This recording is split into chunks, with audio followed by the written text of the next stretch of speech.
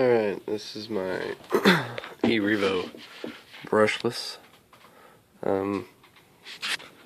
She's a bit different. Not too many people set them up like this. This is my new body, 72 Chevy, freshly painted. Looks pretty badass. Rear windows. See right in there? That's my Mamba monster going on. Yeah. Alright. Now, let's take off this right here. Oh yeah, I know. You saw me in the paint, right? Yeah. Okay. I'll just give you a little bit of, words about what I did, how I did it. I've replaced axles like crazy. In fact, I'm trying to find some kind of a direct drive to eliminate my slipper clutch, because what I'm running is just way too much for a slipper. I just eat slippers like crazy. So, plus, in fact, like my pressure plate for it is totally screwed. I've had bearings go out, and it's just a worthless thing. I mean, I understand. I've probably been through 6 axles. I've only had this thing for like 4 months. Okay, not even that. Probably 2.5. But I mean, I've done with this thing. Okay. Next thing I did was I completely rhino-lined my chassis. I mean, it's just straight up rhino-lined, and I did it because it's actually quite a bit more durable. It's not as susceptible to like cracking or getting chipped or whatever. Yeah. In fact, I'll turn it over so you get a better look at what some of this rhino lining does. Had it out the track a little bit, but I mostly run it on an oval with sand. My rear lower control arms are sand blasted. I mean, I've broken front control arms. I've got a cracked bulkhead. If I was going to suggest anything, I would definitely suggest aluminum bulkheads. They're a lot more durable. Other than that, anything else aluminum, don't go with aluminum control arms. Steel axles are alright as long as you get the ball socket type. They're a lot better. Don't go with the ones that are just the steel shaft with the knuckles in it. You don't want that. Not like this. Okay, you see how these are plastic? They got knuckles like this. You want the ones that are ball socket, because they're like CVDs is what they're called. Gets the CVDs. I run the original Traxxas 5000 milliamp 11.1s in series, of course, because that's all you can do on this, because it's built in series. I also I'm getting ready to do a slash too, and I have little Mamba Max Pro 6S input there. Yeah. So that's gonna be my next thing, getting slash. But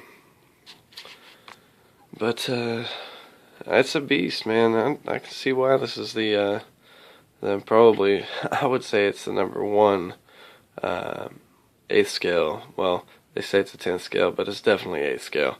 Monster truck for the environment. I have it set up to do everything. Got myself a complete, in fact, where's it at here?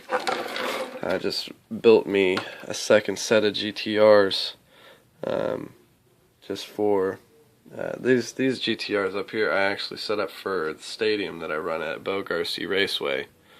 This is an awesome stadium. I mean, it's come up from nothing. And then you can check out my other videos I've got a couple of oval. We haven't really, got it into play yet. We're still working on the track and everything, but there's a big stadium and an oval, and I've been mostly running on the oval, trying to get it set up. I'm getting ready to order a set of Pro Line caliber M2s. They are a badass tire. I mean, just an awesome tire. And that's what I'm going to start running on this thing on the oval. It's going to shrink it down a little bit. I've got it set with my suspension. As you can see, it's set down way low. I mean, there's really not a whole lot of I got 40 weight shock oil in. I'm running 12-pound springs in the front, 14-pound springs in the back is what I'm going to be running for the oval. And then I've got these that are on here right here. These are 21-pound and 18-pound. So these ones are set up for jumping, and they're not so much meant for the oval. I want something going to keep me low to the ground, catch it. And with the Pro Lines, those Pro Line tires, calibers, if y'all gonna do some cornering stuff, you going into tight quarters racing, those Pro Line caliber M2s, man, they're a bomb tire.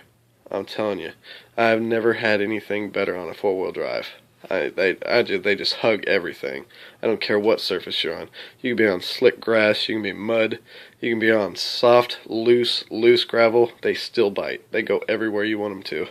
And especially with these, anybody who owns the revo is going to know that as soon as you hit the throttle, that front end comes up. I mean, it just straight lifts the front end up, sits its ass down, and takes off like a motherfucker. But when you do that, you ain't got no turning, so you gotta learn to feather the throttle. Another reason why I want to eliminate the slipper, because fellas, ladies, whoever owns one of these, you know that this has got a lot of power, and learning to control that throttle is gonna teach you how to race. I mean, that's straight up winning right there. If you can control the throttle, you don't need a slipper. I mean, there's other problems though too. Your motor's going to heat up because it's taking all the torque from high to low. There's no give in it anywhere. It's torqued up, it's torqued down, it's torqued up, it's torqued down all the time. So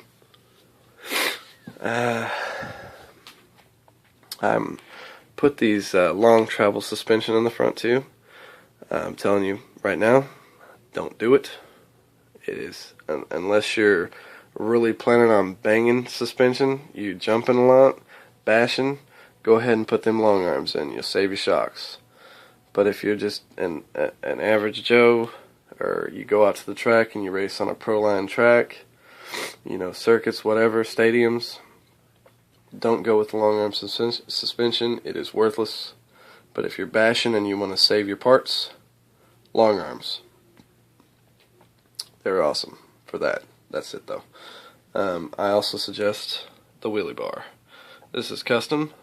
As you can see, there's no wing because I cut the bitch off to fit my Chevy body.